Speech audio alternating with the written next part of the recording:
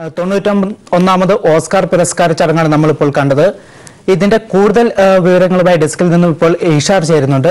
ഇഷാർ, ഈ ഓസ്കാർ അവതരണം നിരവധി സവിശേഷതകൾ ഉള്ളതാണ്. അതായത് 1989 ശേഷം ആദ്യമായി ഒരു അവതാരകനില്ലാത്ത അവാർഡ് ഫംഗ്ഷൻ, അതുപോലെ തന്നെ ഇന്ത്യയെ പ്രതിനിധീകരിച്ചോ ഇന്ത്യൻ താരങ്ങളോ ഇല്ലാത്ത ഒരു ഓസ്കാർ പ്രഖ്യാപനം.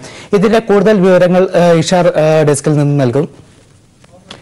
വിഷ്ണു, തീർച്ചയായും ലോസ് ആഞ്ചലസിൽ നടക്കുന്ന ഓസ്കർ ചടങ്ങിന്റെ ദൃശ്യങ്ങളാണ് നമ്മളിപ്പോൾ കണ്ടത്. അതായത് ലോകം കാത്തിരിക്കുന്ന സിനിമയുടെ ഉത്സവം എന്ന് തന്നെ വിശേഷിപ്പിക്കാം. ആ ഉത്സവത്തിലെ ഇനിയും പുരസ്കാരങ്ങൾ, മികച്ച പുരസ്കാരങ്ങൾ ഇനി നമ്മൾ കാണേണ്ടതായിരിക്കുന്നു. ഇപ്പോൾ നമുക്ക് കാണാൻ സാധിച്ചത്, ഇപ്പോൾ പുരസ്കാര ചടങ്ങിൽ 3 പുരസ്കാരങ്ങൾ പ്രഖ്യാപിച്ചിരിക്കുകയാണ്. അതായത് മികച്ച സഹനടിക്കുള്ള പുരസ്കാരം, ഒപ്പം മികച്ച കോസ്റ്റ്യൂം ഡിസൈനുള്ള പുരസ്കാരം, ഒപ്പം തന്നെ മികച്ച ഡോക്യുമെന്ററി ഫീച്ചർ എന്ന സിനിമയ്ക്കുള്ള പുരസ്കാരം കൂടി പ്രഖ്യാപിച്ചിരിക്കുകയാണ്. അതിൽ തന്നെ നമുക്ക് മനസ്സിലാക്കാം, മികച്ച സഹനടി റെജീന കിങ് സ്വന്തമാക്കിയിരിക്കുകയാണ്. When the beat street could talk എന്ന സിനിമയിൽ അഭിനയിച്ചതിനാണ് റെജീന കിങ് പുരസ്കാരം സ്വന്തമാക്കിയിരിക്കുന്നത്. അത് വളരെ മികച്ച ഒരു ചിത്രം തന്നെയായിരുന്നു. വളരെ പ്രേക്ഷക ശ്രദ്ധ പിടിച്ചു പറ്റുന്നതോടൊപ്പം വളരെ അധികം റേറ്റിംഗും മറ്റു കാര്യങ്ങളും നേടിയ ഒരു ചിത്രം കൂടിയായിരുന്നു ബീറ്റ് സ്ട്രീറ്റ് കുഡ് ടോക്ക് എന്ന ചിത്രം. അതിലെ മികച്ചൊരു അഭിനയ കാഴ്ചവെപ്പിനാണ് റെജീന കിങ്ങിന് പുരസ്കാരം നേടാൻ അർഹനായത്.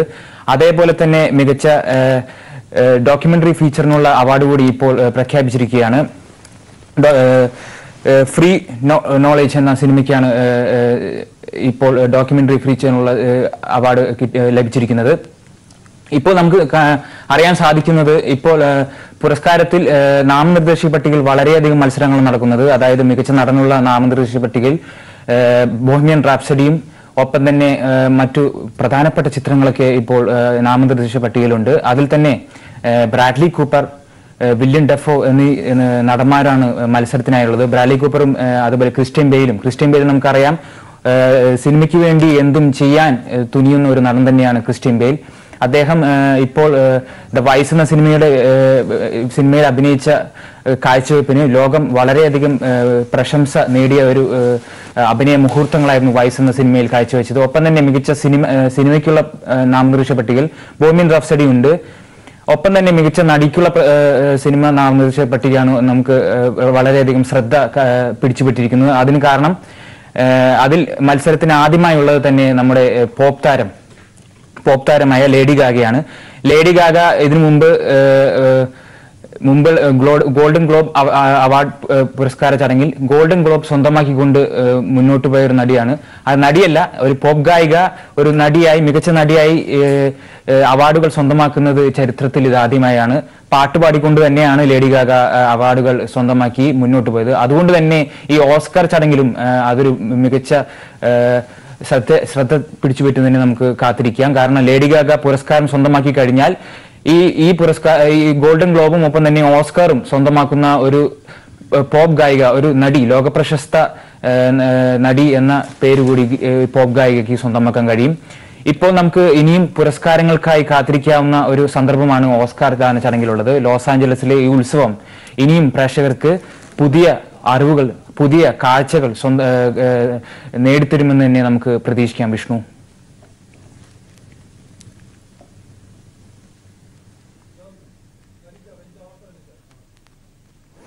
ഈഷാർ, അതോടൊപ്പം തന്നെ ഇപ്പോൾ മികച്ച വസ്ത്രാലങ്കാരത്തിനുള്ള അവാർഡ് കൂടി പ്രഖ്യാപിച്ചിരിക്കുന്നു. അത് ലഭിച്ചിരിക്കുന്നത് ബ്ലാക്ക് പാന്തർ എന്ന സിനിമയ്ക്ക് വസ്ത്രാലങ്കാരം ഒരുക്കിയ റൂത്ത് കാർട്ടർക്കാണ്. അതോടൊപ്പം തന്നെ കൂട്ടിച്ചേർക്കേണ്ട മറ്റൊരു കാര്യം, ഇന്ത്യയിൽ നിന്നുള്ള താരങ്ങളോ ഇന്ത്യൻ സിനിമകളോ ഈ ഓസ്കാറിനില്ല. അതേസമയം ഇന്ത്യ പശ്ചാത്തലമായി വരുന്ന പീരീഡ് എൻഡ് ഓഫ് സെക്കൻഡ് എന്ന ഒരു ചിത്രം മാത്രമാണ് ഈ ഓസ്കാർ നോമിനേഷനിൽ വന്നിട്ടുള്ളത്. ഈ സിനിമയുടെ സാധ്യതകൾ എത്രത്തോളമാണ് ഈഷാർ? നമുക്ക് മനസ്സിലാക്കാൻ സാധിക്കുന്നത്, ഒരു കാര്യം ആദ്യമായി നമുക്ക് മനസ്സിലാക്കാൻ സാധിക്കുന്നത്, മാർവൽ സിനിമകൾ സാധാരണ ഫാന്റസി ജോണറിൽ പെടുന്ന മാർവൽ സിനിമകൾ ഓസ്കർ പുരസ്കാരത്തിൽ അധികം നാമനിർദ്ദേശക പട്ടികയിൽ വരാറില്ല. പക്ഷേ ഇപ്പോൾ ബ്ലാക്ക് പാന്തർ എന്നൊരു ചിത്രം വന്നിരിക്കുകയാണ്. ബ്ലാക്ക് പാന്തർ നമുക്ക് അറിയാൻ സാധിക്കുന്നു സൂപ്പർ ഹീറോ ജോണറിലുള്ള സിനിമയാണ്. നമുക്ക് അതിൽ നിന്നുള്ള കൂടുതൽ വിവരങ്ങൾ നമുക്ക് ലഭ്യമാക്കാൻ സാധിക്കുന്നുണ്ട്. നമുക്ക് അതിലേക്ക് എത്താം. വിഷ്ണു. ഇപ്പോൾ ഓസ്കാർ പ്രഖ്യാപനത്തിന്റെ ചടങ്ങുകളിലേക്ക് വീണ്ടും നമുക്ക് പോകേണ്ടിയിരിക്കുന്നു. Let's take a look at the incredible work they do creating the overall appearance of their films. Here are tonight's nominees for achievement in production design. Black Panther, production design by Hannah Beekler and set decoration by Jay Hart. The Favorite, production design by Fiona Crombie and set decoration by Alice Felton. First Man, production design by Nathan Crowley and set decoration by Kathy Lucas. Mary Poppins Returns, production design by John Meyer and set decoration by Gordon Sim. Roma, production design by Eugenio Caballero and set decoration by Barbara Enriquez.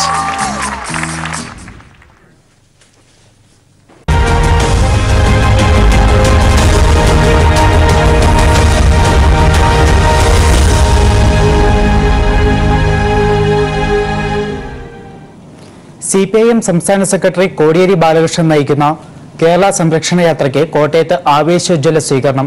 വിവിധ സ്വീകരണ കേന്ദ്രങ്ങളിൽ ജാഥയെ വരവേൽക്കാൻ സ്ത്രീകളും വയോജനങ്ങളും തൊഴിലാളികളുമടക്കം നിരവധി പേരാണ് എത്തിയത്. ഇന്ന് വൈകിട്ടോടെ കോട്ടയം ജില്ലയിൽ പര്യടനം പൂർത്തിയാക്കി ജാഥ ഇടുക്കിയിൽ പ്രവേശിക്കും.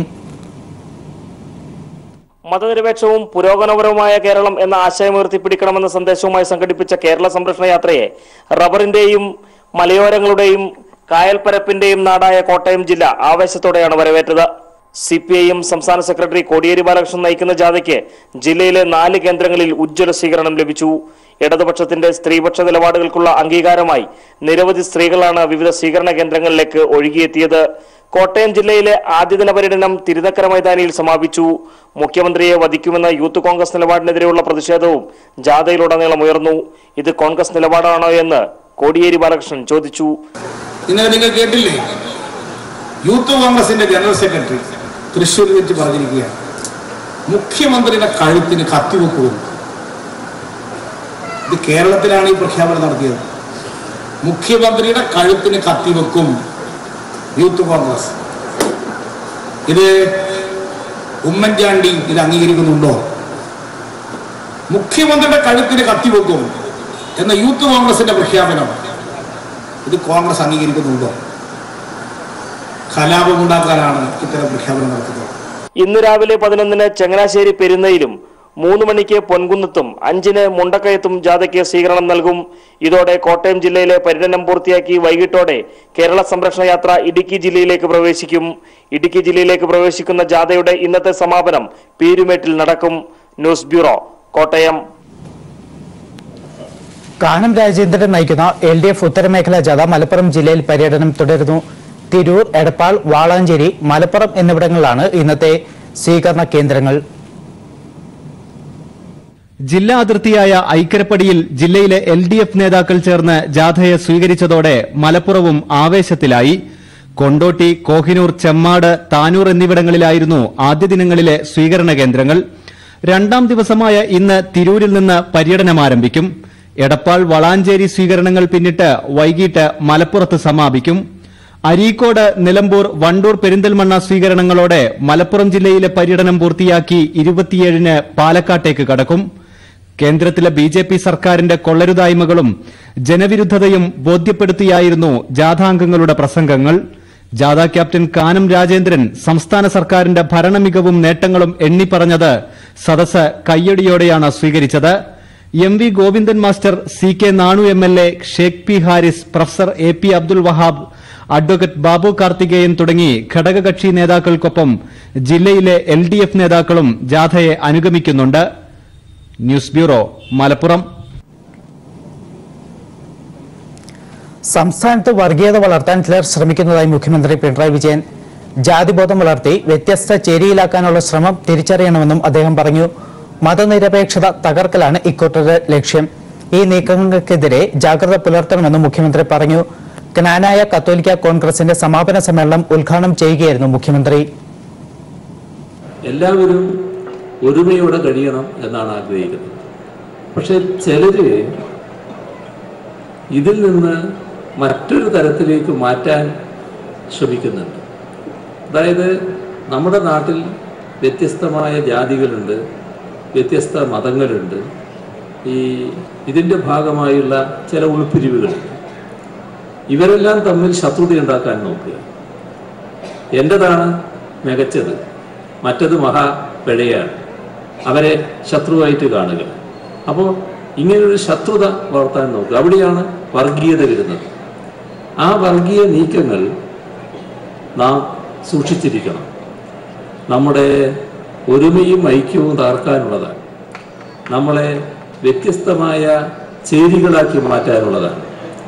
നമ്മളെ വ്യത്യസ്ത കമ്പാർട്ട്മെൻറ്റുകളിലാക്കാനാണ്. നാം നേടിയ നേട്ടങ്ങളുടെ പിറകിലുള്ള ഈ ഒരുമയും ഐക്യവും തകർക്കാൻ നോക്കുമ്പോൾ അതിനെ ജാഗ്രതയോടെ നാം കാണേണ്ടതായിട്ടുണ്ട്. കശ്മീരിൽ യുദ്ധസമാനമായ സാഹചര്യം തുടരുന്നു. പുൽവാമ സ്ഫോടനത്തിന്റെ പശ്ചാത്തലത്തിൽ പ്രതിരോധ മന്ത്രി നിർമ്മല സീതാരാമൻ വിളിച്ച സൈനിക പ്രതിനിധികളുടെ യോഗം ഇന്ന് ആരംഭിക്കും. ഇന്നും നാളെയുമായി 2 ദിവസമായാണ് യോഗം. 3 സേനകളുടെ മേധാവികൾ യോഗത്തിൽ പങ്കെടുക്കും. 44 സൈനിക അറ്റാഷന്മാരാണ് രാജ്യത്തിനുള്ളത്. വിവിധ ലോകരാഷ്ട്രങ്ങളിലെ എംബസികളിൽ സൈന്യത്തെ പ്രതിനിധീകരിച്ച് നിയമിച്ചിട്ടുള്ള ഇവരുടെ യോഗം പുൽവാമ സ്ഫോടനത്തിന്റെ പശ്ചാത്തലത്തിൽ ഇന്ന് ദില്ലിയിൽ നടക്കും. 2 ദിവസത്തെ യോഗത്തിൽ പ്രതിരോധ മന്ത്രി നിർമ്മല സീതാരാമൻ അധ്യക്ഷത വഹിക്കും. കരസേനാ മേധാവി ജനറൽ ബിപിൻ റാവത്ത്, വ്യോമസേനാ മേധാവി air chief marshal Birender Singh Dhanoa, നാവികസേനാ മേധാവി അഡ്മിറൽ സുനിൽ ലാംബ എന്നിവരും പങ്കെടുക്കും. വിദേശകാര്യ മന്ത്രാലയത്തിന്റെ പ്രതിനിധികളും സന്നിഹിതരാകുന്ന യോഗത്തിൽ പാകിസ്ഥാനെ അന്താരാഷ്ട്ര തലത്തിൽ ഒറ്റപ്പെടുത്തണമെന്ന ഇന്ത്യൻ നയം ചർച്ച ചെയ്യപ്പെടും. വിവിധ രാജ്യങ്ങളെ പ്രതിരോധ സഹായം ഇന്ത്യ തേടുന്നുണ്ട്. സാധാരണഗതിയിൽ യുദ്ധത്തിനു മുമ്പും അറ്റാഷന്മാരുടെ യോഗം വിളിച്ചു ചേർക്കാറുണ്ട്. യുദ്ധ സാഹചര്യം മറ്റു രാജ്യങ്ങളെ ബോധ്യപ്പെടുത്താനാണിത്. നിലവിൽ പുൽവാമ സ്ഫോടനത്തിന്റെ പ്രത്യാക്രമണവും യോഗത്തിൽ ചർച്ചയാകും. കാശ്മീരിൽ യുദ്ധസമാനമായ സാഹചര്യം തുടരുന്നു. 10,000 അർദ്ധസൈനിക വിഭാഗങ്ങളെ അധികമായി കാശ്മീരിൽ വിന്യസിച്ചു. News bureau, Delhi.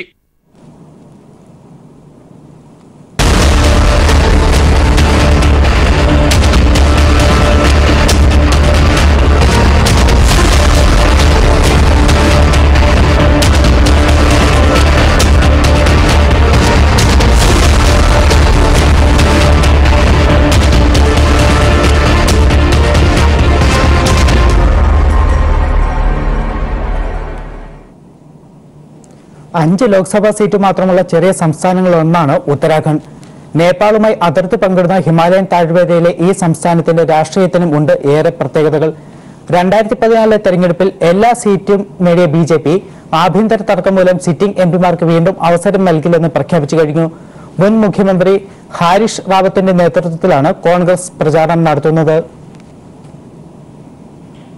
ഹരിദ്വാർ എന്ന തീർത്ഥാടന കേന്ദ്രവും സിവിൽ സർവീസുകാരുടെ ട്രെയിനിംഗ് സെന്റർ കൊണ്ട് പ്രസിദ്ധമായ മസൂറിയും ഉൾപ്പെടുന്ന ഉത്തരാഖണ്ഡ് ഇന്ത്യൻ ഭൂപടത്തിലെ വളരെ ചെറിയ സംസ്ഥാനങ്ങളിലൊന്നാണ്. ഹരിദ്വാറിന് കൂടാതെ തെഹരി ഗഹ്വാൾ, അൽമോറ, നൈനിതാൾ, ഉധംസിംഗ് നഗർ എന്നിവയാണ് ലോക്സഭാ മണ്ഡലങ്ങൾ. 12 മാസം തണുപ്പ് മാത്രമുള്ള ഉത്തരാഖണ്ഡിലെ രാഷ്ട്രീയത്തിന് പക്ഷെ ചൂടാണ്. 2014 തെരഞ്ഞെടുപ്പിൽ 5 സീറ്റിലും വിജയിച്ച BJPയിൽ ആഭ്യന്തര തർക്കം രൂക്ഷമായിരിക്കുന്നു. സീറ്റ് ചർച്ചകൾക്കായി സംസ്ഥാനത്തെത്തിയ കേന്ദ്രമന്ത്രി തൻവർചന്ദ് ഗെഹ്ലോട്ട് എല്ലാ സിറ്റിംഗ് എംപിമാർക്കും സീറ്റ് നൽകില്ലെന്ന് പ്രഖ്യാപിച്ചു. ഇതിനെതിരെ സിറ്റിംഗ് എംപിമാരും രംഗത്തെത്തി. 2017 നിയമസഭാ തെരഞ്ഞെടുപ്പിലേറ്റ വൻ പരാജയത്തിനു ശേഷം കോൺഗ്രസിന്റെ സംഘടനാ സംവിധാനം സജീവമല്ല. BJPയിലെ ആഭ്യന്തര തർക്കം ലോക്സഭാ തെരഞ്ഞെടുപ്പിൽ ഗുണം ചെയ്യുമെന്ന ഏക പ്രതീക്ഷ മാത്രമാണ് നേതാക്കൾ പങ്കുവയ്ക്കുന്നത്. ഏറ്റവും അവസാനത്തെ തെരഞ്ഞെടുപ്പ് കണക്കനുസരിച്ച് 46.5% വോട്ട് സംസ്ഥാനം ഭരിക്കുന്ന BJPക്കുണ്ട്. കോൺഗ്രസിന് 33.5%. ഇരു പാർട്ടികളും കഴിഞ്ഞാൽ പിന്നെ സംസ്ഥാനത്തെ ശക്തമായ പാർട്ടി മായാവതിയുടെ BSP. 7.0 വോട്ടിംഗ് ശതമാനമെങ്കിലും അവസാന ലോക്സഭാ തെരഞ്ഞെടുപ്പിൽ ഹരിദ്വാറിലും നൈനിതാളിലും 2ാം സ്ഥാനത്തെത്തിയിരുന്നു മായാവതി. ഉത്തർപ്രദേശിനു പിന്നാലെ SP-യുമായി സഖ്യമായി ഉത്തരാഖണ്ഡിൽ മത്സരിക്കാനാണ് മായാവതിയുടെ ശ്രമം. ഉത്തർപ്രദേശുമായി അതിർത്തി പങ്കിടുന്ന മേഖലകളിൽ സ്വാധീനം ചെലുത്താൻ സഖ്യത്തിന് കഴിയും. പുൽവാമ സ്ഫോടനത്തോടെ ഉത്തരാഖണ്ഡ് ഏറെ വാർത്താശ്രദ്ധ നേടിയിരുന്നു. സ്ഫോടനം നടക്കുമ്പോൾ ഉത്തരാഖണ്ഡിലെ കോർബൽ ദേശീയ പാർക്കിൽ ഷൂട്ടിംഗിലായിരുന്നു നരേന്ദ്രമോദി. ലോക്സഭാ തെരഞ്ഞെടുപ്പിൽ കോൺഗ്രസ് ഇതും സംസ്ഥാനത്ത് സജീവ പ്രചാരണ വിഷയമാക്കും. News bureau, Delhi.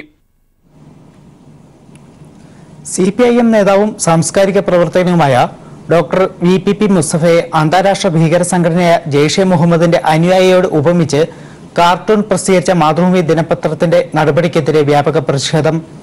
രാഷ്ട്രീയ സാംസ്കാരിക മേഖലകളിലെ പ്രമുഖർ ഇങ്ങനെയൊരു കാർട്ടൂൺ പ്രസിദ്ധീകരിച്ചതിനെ അപലപിച്ചു. മാതൃഭൂമി തെറ്റിത്തിരുത്തി ഖേദം പ്രകടിപ്പിക്കണമെന്നും ഇവർ ആവശ്യപ്പെട്ടു. മാതൃഭൂമി ദിനപത്രം വാരാന്ത പതിപ്പിൽ ഇന്നലെ പ്രസിദ്ധീകരിച്ച സൺഡേ സ്ട്രോക്സ് കാർട്ടൂൺ പങ്ക്തിയിലാണ് സാംസ്കാരിക പ്രഭാഷകനും കണ്ണൂർ സർവകലാശാല സിൻഡിക്കേറ്റ് അംഗവുമായ ഡോക്ടർ VPP മുസ്തഫയെ ജെയ്ഷെ മുഹമ്മദ് ഭീകര സംഘടനയുടെ പ്രവർത്തകനോട് ഉപമിച്ച് കാർട്ടൂൺ പ്രസിദ്ധീകരിച്ചത്. മതനിരപേക്ഷവാദിയും തികഞ്ഞ കമ്മ്യൂണിസ്റ്റുകാരനുമായ ഒരാളെ അന്താരാഷ്ട്ര ഭീകര പ്രസ്ഥാനമായ ജെയ്ഷെ മുഹമ്മദിന്റെ പ്രവർത്തകനോട് ഉപമിച്ചത് അപലപനീയമാണെന്ന് രാഷ്ട്രീയ സാംസ്കാരിക രംഗത്തെ പ്രമുഖർ ചൂണ്ടിക്കാട്ടി.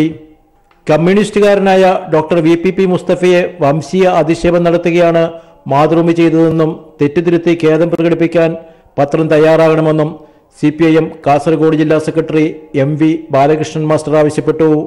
മുഹമ്മദുമായി താരതമ്യപ്പെടുത്തിക്കൊണ്ട് ജെയ്ഷെ എന്നുള്ള ആ പദം ഉപയോഗപ്പെടുത്തിക്കൊണ്ട് ഈ സഖാവിനെ അങ്ങേയറ്റം അധിക്ഷേപിച്ചത് വളരെ വളരെ ക്രൂരമായി പോയി.